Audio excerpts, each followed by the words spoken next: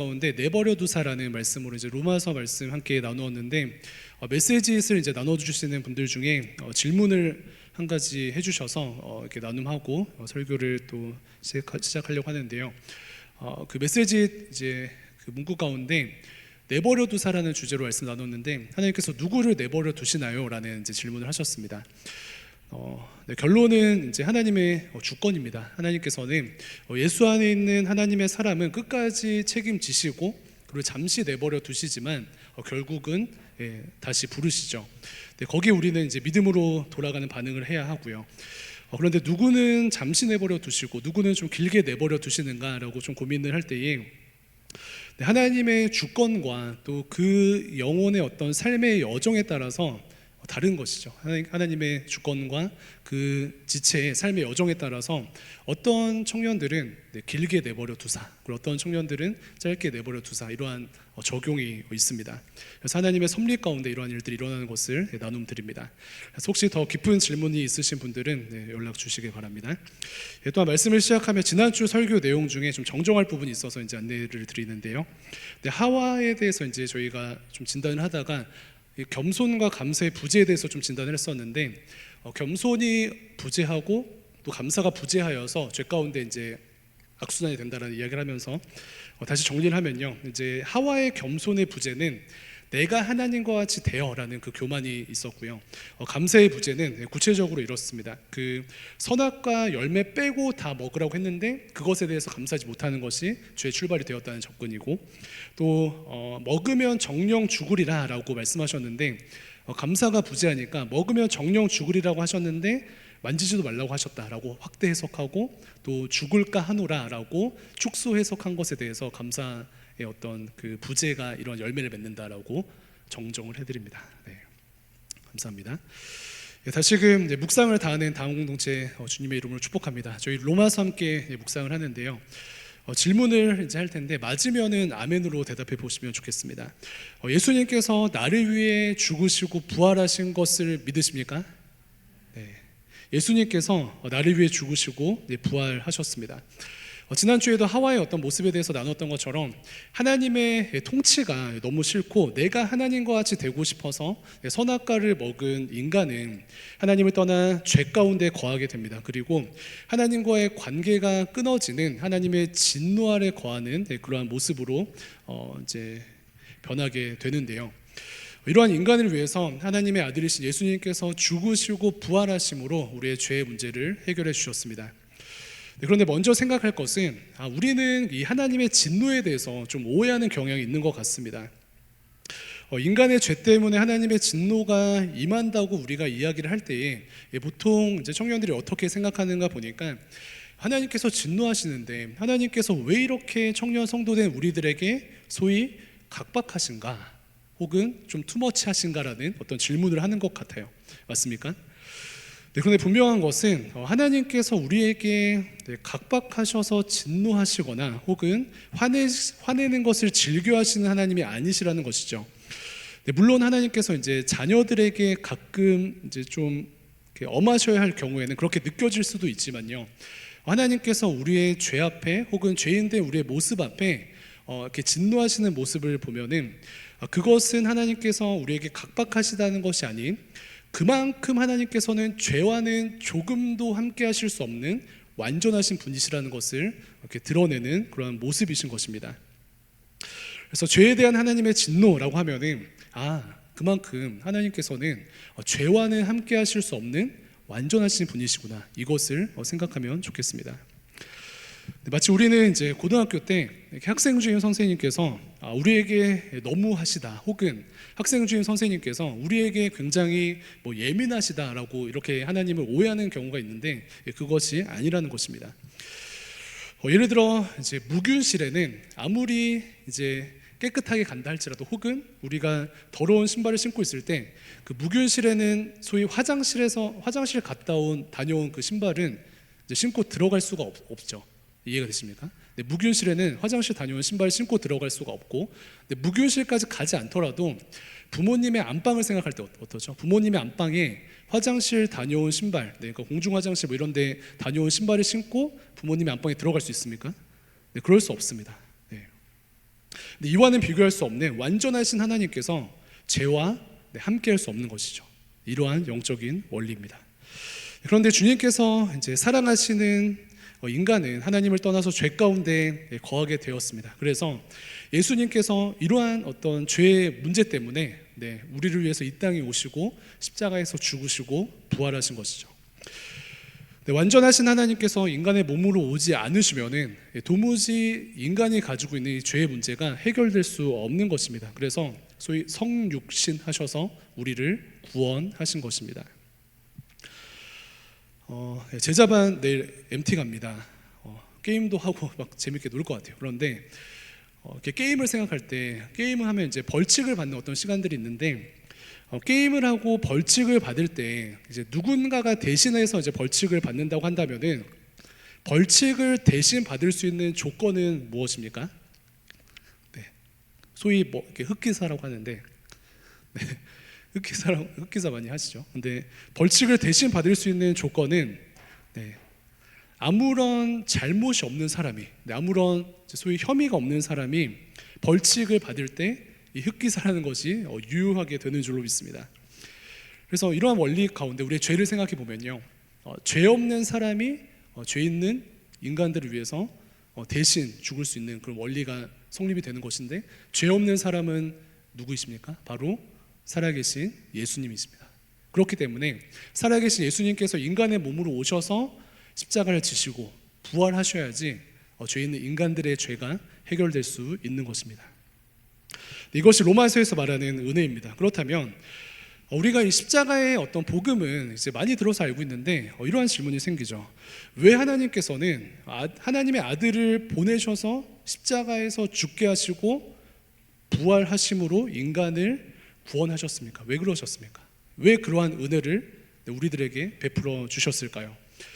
정답은 우리가 알고 있는 것처럼 하나님의 사랑 때문입니다. 로마서 5장 6절에서 8절까지 말씀인데 세 절 함께 한 번 더 읽어보도록 하겠습니다. 시작. 우리가 아직 연약할 때에 계약대로 그리스도께서 경건하지 않은 자를 위하여 죽으셨도다. 의인을 위하여 죽는 자가 쉽지 않고 선인을 위하여 용감히 죽는 자가 혹 있거니와 우리가 아직 죄인 되었을 때에 그리스도께서 우리를 위하여 죽으심으로 하나님께서 우리에 대한 자기의 사랑을 확증하셨느니라. 8절 말씀 한번 띄워주시고 8절은 한 번 더 읽어보도록 하겠습니다. 시작. 우리가 아직 죄인 되었을 때에 그리스도께서 우리를 위하여 죽으심으로 하나님께서 우리에 대한 자기의 사랑을 확증하셨느니라. 아멘. 이 5장 말씀에 기록하는 것처럼 의인을 위하여 죽는 자가 쉽지 않고 선인을 위하여 용감히 죽는 자가 혹 있거니와 우리가 아직 죄인 되었을 때에 예수 그리스도께서 우리를 위하여 죽으심으로 하나님께서 우리 인간에 대한 자기의 사랑을 확증하셨습니다. 증명하셨습니다. 사실 의인을 위해서 죽는 것은 그러려니 할 수 있고요, 선한 사람을 위해서 죽는 사람들도 혹 있습니다.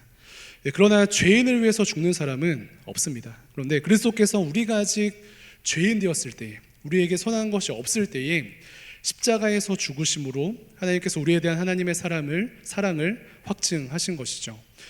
즉 십자가 사건은 무엇을 증거하는가라고 생각할 때 십자가 사랑은 하나님의 우리를 향한 사랑을 증거하는 것입니다. 지난주에 정말 황망한 살인 사건이 있었습니다. 그 한 20대 여성이 그 과외 학생의 그 학부형으로 이제 가장하여서 한 여성의 집에 찾아가서 아무 이유 없이 살인을 저질렀습니다. 너무 황당하고 화가 나는 일입니다. 그런데 그 뉴스를 보면서 이제 댓글을 좀 이렇게 살펴보는데 정말 이렇게 적나라한 댓글들만 있더라고요. 다양한 인신 공격이 있고요. 적어도 저는 그 댓글들을 보면서 이 여성을 옹호하는 댓글은 찾아볼 수 없었습니다. 그런데 한번 가정을 해보겠습니다. 이러한 분위기 속에서 이 수많은 비판들의 댓글 가운데 어떤 한 사람이 지나치게 그 살인자 여성을 변호한다고 한번 가정을 해보도록 하겠습니다. 그러면은 이 말도 안 되는 살인을 저지른 이 사람을 변호하는 그 사람은 둘 중에 하나일 것입니다. 살인한 그 여성을 너무나도 사랑하는 누구이거나 혹은 그 사랑하는 사람이거나 아니면은 이제 정신이 나간 사람이거나 둘 중에 하나일 거예요. 이것은 무엇을 의미하냐면은 인간된 우리는 이제 죄인을 사랑할 수 없다. 뭐 더 이렇게 낮춘다고 하면은 죄인을 사랑하는 것뿐만 아니라 죄인에게 선풀도 달 수 없다. 이러한 어떤 삶의 원리가 우리에게 주어지는 것입니다. 우리는 죄인을 사랑할 수도 없고요. 죄인을 변호하고 싶지도 않습니다.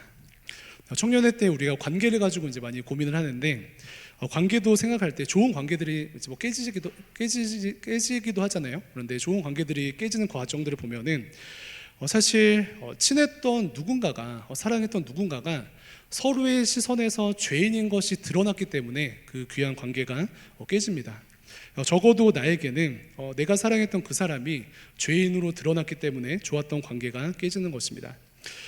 이처럼 죄인들에게는 좋은 댓글조차도 달 수 없는 것이 우리의 삶인데요. 살아계신 하나님께서 어떻게 하셨습니까? 오늘 말씀을 보니까 우리가 아직 죄인 되었을 때, 우리에게 선한 것이 없을 때에 하나님의 아들이신 그리스도께서 우리를 위해서 죽으셨습니다. 그리고 그로 인하여서 하나님께서 나를 사랑하시는구나, 그것을 증명하신 것입니다. 하나님께서 나를 사랑하시고 하나님께서 아니 나만은 사랑하시는구나 라는 그러한 은혜를 우리가 경험하게 되는 것입니다. 십자가의 죽으심으로 하나님의 사랑이 증거된 것입니다. 십자가 사건의 은혜가 이것인데요. 소망이 없을 때에 절망 가운데 영벌에 거한 인생들에게 십자가 은혜를 베푸심으로 하나님께서 나를 사랑하시는구나, 그리고 하나님께서는 하나님만은 최소한 나를 사랑하시는구나, 이 진리를 확증하셨습니다. 그래서 먼저는 이 하나님의 사랑을 저희가 기억하고요, 이 사랑 앞에 나아가고 그 사랑을 한 걸음 더 나아가서 누릴 수 있는 우리의 삶이 되었으면 좋겠습니다. 예전에 그 좀 재미있는 카툰이 있었는데 그 예비 부부가 이제 뭐 인터뷰하는 이제 장면이었습니다. 그런데 예비 부부가 이제 결혼을 앞두고 있죠. 그런데 그 인터뷰하는 사람이 이 사람과 결혼해야겠다라고 결심한 순간이 언제였습니까? 라고 질문을 했습니다. 그랬더니 한쪽이 이렇게 대답을 하는 거예요. 고민하시다가 이 사람에게 좀 어떤 어려움이 있었는데 모두가 손가락질하면서 무능하고 별로인 사람이라고 비난하는데 저 혼자 화가 났을 때입니다 라고 이야기를 하는 거예요. 그것이 결혼을 결정하게 된 어떤 계기다라고 이야기를 하는 거죠. 근데 상대방 사람은 감동을 해야 되나 화를 내야 되나 좀 고민되었었는데, 아무쪼록 이것이 보여주는 바는 무엇이죠? 연약할 때 사랑하는 것이 진짜 사랑이다, 이것을 증명하는 것입니다. 이처럼 십자가 사건을 통해서 하나님의 사랑이 확증이 되었고요. 오늘 말씀을 보니까 십자가 사건을 통해서 두 번째로는 우리가 의롭게 되었습니다. 그것을 증거하고 계신데 9절 말씀 한 번 더 읽어보도록 하겠습니다. 9절입니다. 시작. 그러면 이제 우리가 그의 피로 말미암아 의롭다 하심을 받았으니 더욱 그로 말미암아 진노하심에서 구원을 받을 것이니. 아멘. 예수님의 피로 말미암아 의롭다 하심을 받았으니 하나님의 진노에서 구원을 받는다라고 기록을 하는데, 그렇다면 여기서 이제 의는 무엇을 의미하겠습니까? 이 9절 말씀의 그 다른 번역들을 좀 보니까 NLT라는 영어 성경은 이렇게 번역을 합니다. 우리가 그리스도의 피로 인하여서 하나님의 시선에서 바르게 되어졌다라고 기록을 해요. 뭐라고요? 우리가 그리스도의 피로 인하여서 하나님의 시선에서 바르게 되어졌다라고 기록을 합니다. 하나님의 시선에서 바르다, 그리고 하나님의 시선에서 옳은 모습이다라고 이제 기록을 하고 있는데, 로마서에서 이제 의를 이야기할 때, 바르다를 이야기할 때 두 가지 측면에서 이제 접근합니다. 첫 번째는 법적인 개념에서의 의, 법적으로 옳다라는 것을 첫 번째로 의미하고, 두 번째로는 관계적 측면에서의 의를 이야기해요. 그러니까 관계적으로 옳다, 이 두 가지에 접근하는데, 법적인 개념에서의 의는 무엇일까요? 예수님께서 우리를 위해서 대신 죽으셨기 때문에 죄인된 우리들에게 더 이상 물을 죄가 없다는 법적인 개념입니다. 이 법적인 개념에서 의를 말씀하시는 것입니다. 소위 법적으로 모든 빚이 탕감된 것이거든요. 성경에서는 우리의 죄의 무게를 이야기할 때 우리의 죄는 우리가 스스로 해결할 수 없는 1만 달란트와 같은 그러한 빚진 모습을 이야기하는데, 1만 달란트는 수십조가 되거든요. 수십조를 빚진 자로서 우리에게는 소망이 없는데 소위 일론 머스크 같은 사람들이 와서 그 빚을 탕감해 준다는 것이죠. 살아계신 하나님께서 인간의 몸으로 오셔서 대신 죽어주심으로 우리 스스로 해결할 수 없는 1만 달란트와 같은 죄의 짐이 벗겨진 것입니다. 그래서 법적으로 옳다 인정함을 받게 된 것입니다. 법적인 어떤 의를 이야기하고, 두 번째 뭐라고 했었죠? 관계적인 의라고 했었는데, 관계적인 의는 앞서서 이제 이야기한 것처럼 죄로 인하여서 하나님의 진노 아래 놓여진 인간이 예수님의 대신 죽으시고 부활하신 은혜로 말미암아 하나님과의 화평을 누리게 된 것입니다. 즉, 죄 때문에 앞서 말씀드린 하나님의 완전하심 안에서는 우리가 하나님과의 온전한 관계를 이룰 수 없는데, 예수님의 십자가 사건을 통하여서 하나님과 우리의 틀어진 관계가 교정됐다는 것이죠. 틀어진 관계가 온전케 됐다라는 관계적인 의를 이야기하는 것입니다. 네, 화장실 다녀온 신발을 신고는 다시금 부모님의 안방에 당연히 들어갈 수 없듯이, 죄로 인하여서 살아계신 하나님과의 화평을 누리지 못했던 우리가 예수 그리스도의 보혈의 은혜로 말미암아 우리의 더러운 신이 깨끗하게 되었습니다. 아니, 예수 그리스도의 보혈로 말미암아 우리의 더러운 신이 벗겨지게 되었습니다. 우리가 비로소 이 더러운 신을 깨끗하게 할 수 있을 때에, 비로소 이 더러운 신을 벗을 수 있을 때에 우리는 안방에 들어갈 수 있듯이 살아계신 하나님께 나아갈 수 있고요. 그렇게 될 때에 관계적 의를 가지고 살아계신 하나님과 완전한 연합을 누리게 되는 것입니다.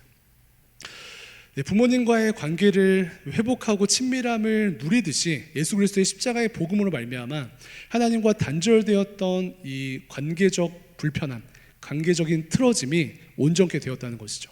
이것이 십자가의 은혜입니다. 사랑하는 청년 성도 여러분, 십자가의 은혜를 생각할 때 먼저 좀 감사와 감격이 회복되면 좋겠습니다. 십자가의 은혜로 죄의 문제가 해결되어서 영생을 누리게 되었구나 뿐만 아니라, 십자가의 은혜로 인하여서 하나님과 틀어진 관계적 의가 옳게 되었구나, 그래서 하나님과의 친밀함을 누릴 수 있구나, 이것에 대한 감격이 회복되는 우리의 삶이 되었으면 좋겠습니다. 그래서 이것을 이제 날마다 기억하고요, 이것을 날마다 기념하는 우리의 삶이 되었으면 좋겠습니다. 사실 우리는 이제 사랑하는 친구들 혹은 사랑하는 가족과의 관계만 회복되어도 말할 수 없는 감격을 가지고 살아가는데, 살아계신 하나님과의 관계 회복에 대한 감격은 얼마나 있으십니까? 그래서 우리 자신에게 질문을 해보고요. 예수님의 십자가 사건이 그냥 주어진 것이 아니라 예수님의 십자가 사건을 통하여서 우리가 하나님과는 연결될 수 없었던, 화평할 수 없었던 그 어떤 죄의 간극이 메워지고 샬롬을 누리는구나, 이것에 대한 감격을 좀 누리는 우리의 삶과 또 예배 시간 되었으면 좋겠습니다. 이러한 예수님의 은혜 아래 있는 자들, 또 예수님의 은혜 가운데 하나님과 화평을 누리는 자들에게 나타난 어떤 현상이 있는 것을 오늘 말씀을 통해서 알 수 있는데, 그것은 바로 즐거움입니다. 11절 말씀 한번 띄워주시면, 11절에 그뿐 아니라 이제 우리로 화목하게 하신 우리 주 예수 그리스도로 말미암아 하나님 안에서 또 어떻게 한대요? 즐거워하느니라. 예수님의 십자가의 은혜로 말미암아 하나님과의 틀어진 관계적 의를 회복함으로 샬롬을 누리는데, 그 결국은 하나님 안에서 즐거워하는 그런 삶을 살게 되는 것입니다.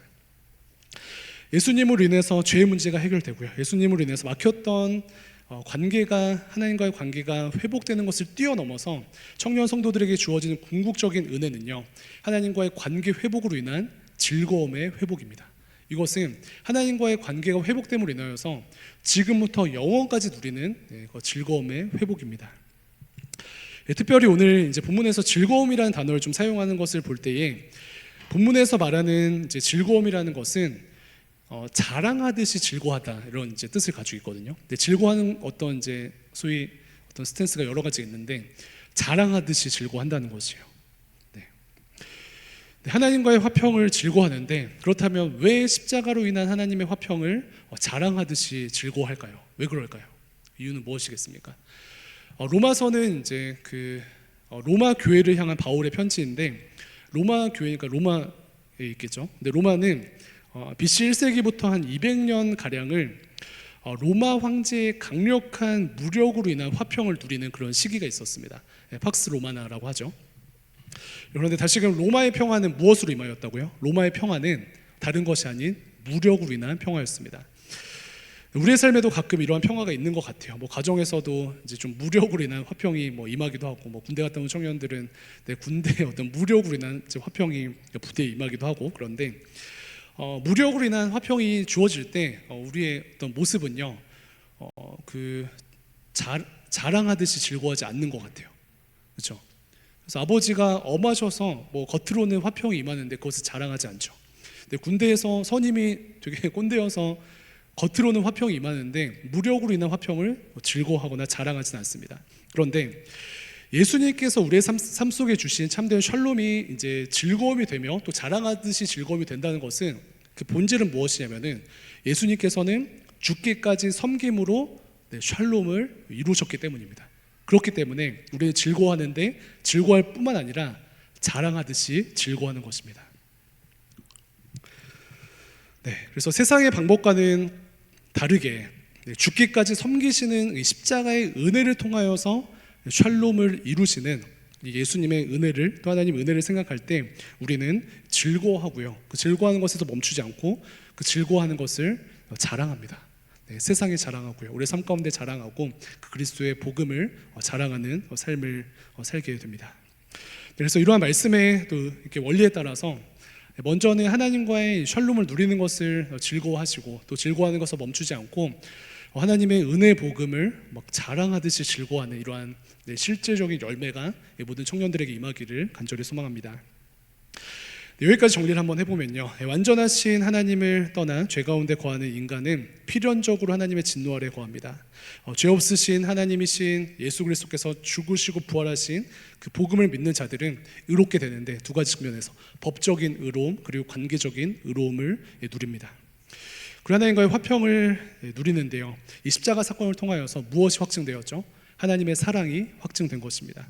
하나님께서 나를 사랑하시는 것, 하나님께서 우리 인간을 사랑하시고 하나님만은 나를 사랑하시는구나, 이것이 증명되는 순간입니다. 그래서 이 하나님의 사랑과 은혜를 날마다 즐거워하기를 소망하고요, 이러한 삶을 또 즐거워하며 자랑하듯이 또 누리는 우리의 삶이 되었으면 좋겠습니다. 그렇다면 마지막으로 이 하나님의 또 은혜와 십자가의 사랑을 즐거워하고 또 자랑하듯이 좀 즐거워하는데, 이 은혜를 날마다 즐거워할 수 있는 구체적인 비결은 무엇일까요? 오늘 5절 말씀을 보니까 한번 띄워주시면은, 은혜를 날마다 즐거워하는 비결은 5절에 있습니다. 5절 보면은, 소망이 우리를 부끄럽게 하지 아니함은 우리에게 주신 성령으로 말미암아 하나님의 사랑이 우리 마음에 부음받음이니. 하나님의 사랑이 우리 마음에 부음받는데 무엇으로 말미암아 부음받는다고 기록되어져 있습니까? 성령으로 말미암아. 성령으로 말미암아. 하나님의 사랑이 연약한 청년 성도된 우리의 마음 가운데 부음받은 것은 하나님께서 우리에게 주신 성령으로 말미암았다라고 말씀합니다. 그래서 하나님의 사랑이 하나님의 성령으로 인해서 주어졌다는 것이죠. 그래서 날마다 이 은혜와 사랑을 누리는 비결이 무엇이냐면은, 성령님과 동행하며 성령님으로 충만한 삶을 살아갈 때 우리의 마음 가운데 부음받은 하나님의 사랑이 실현되는 것입니다. 이해되시나요? 그렇다면 성령님과 동행하고 성령님의 충만함을 누리는 비결은 무엇이죠? 그 직업도로 이야기하는 말씀과 기도입니다. 말씀과 기도를 통하여서 성령 하나님과 동행하고요, 말씀과 기도를 통하여서 성령의 충만한 삶을 살아갈 때에 우리는 이 5절에서 이야기하는 성령으로 말미암아 우리의 마음에 부음받은 하나님의 사랑을 날마다 누릴 수 있는 것입니다. 이것을 이제 반증하면 어떻습니까? 많은 청년분들 이야기하죠. 목사님, 저는 죄송하지만 묵상은 안 하고 기도는 안 하는데 뭔가 갈급하거든요. 하나님의 사랑이 없거든요. 기쁨이 없거든요. 어떻게 해야 될까요? 라고 하면은 답이 없습니다. 왜 그러죠? 그 답을 이미 이야기했기 때문이죠. 말씀에는 나아갈 마음이 없고 기도의 시간을 드릴 마음이 없는데 하나님의 사랑을 누릴 길이 없는 것입니다. 물론 우리가 삶 가운데 하나님을 묵상하고 또 이제 목도할 수 있지만 우리가 하나님께 시간과 또 장소를 구별하여서 이렇게 말씀 앞에 나아가고 또 이제 기도할 때에 성령께서 주시는 그 은혜가 실현될 줄로 믿습니다. 그래서 제가 고민하다가 여러 가지 하는 거예요. 그래서 이제 묵상도 어떻게 또 청년 성도를 다 할 수 있을까 해서 리더분들 흔들어가지고 이렇게 각자 이제 소화한 것을 나누기도 하고 이런 것이거든요. 그 출발은 무엇입니까? 말씀과 기도를 통하여서 또 삶의 친밀한 교제를 통하여서 성령님과 동행하고 성령의 충만을 누리는 것입니다. 그렇게 될 때에 하나님의 사랑이 여러분들의 삶 가운데 충만하게 임하게 될 줄로 믿습니다. 네, 말씀 정리하면서요. 완전하신 하나님 앞에, 완전하신 하나님의 사랑 앞에 나아가기를 소망합니다. 십자가를 통해서 사랑을 확증해 주셨는데요. 의롭다 하신 그 은혜 앞에 매일매일 나아가서 매일매일 우리가 밥도 먹고 친구도 만나는데 매일매일 그 은혜 앞에 나아가서 하나님께서 예비하신 샬롬을 누리고 하나님께서 이미 주신 성령으로 인한 사랑을 날마다 충만하게 누리는 모든 청년분들 되시기를 주님의 이름으로 축원합니다. 함께 기도하겠습니다.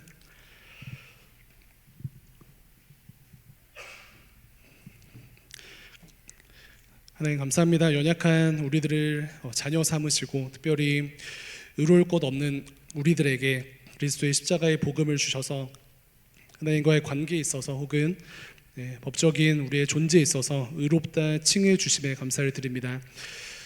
성령을 말미암아 우리의 마음 가운데 하나님의 사랑을 부어 주셨는데 그 은혜를 날마다 누리는 모든 청년 성도들의 삶이 되게 인도하여 주시고 그것을 방해하는 악한 영들 결박시켜 주시고 특별히 말씀과 기도와 또 하나님과의 친밀함을 통하여서 성령 하나님과 동행하며 성령의 충만함을 누리는 이번 한 주가 될 수 있도록 은혜와 자비를 허락하여 주시옵소서.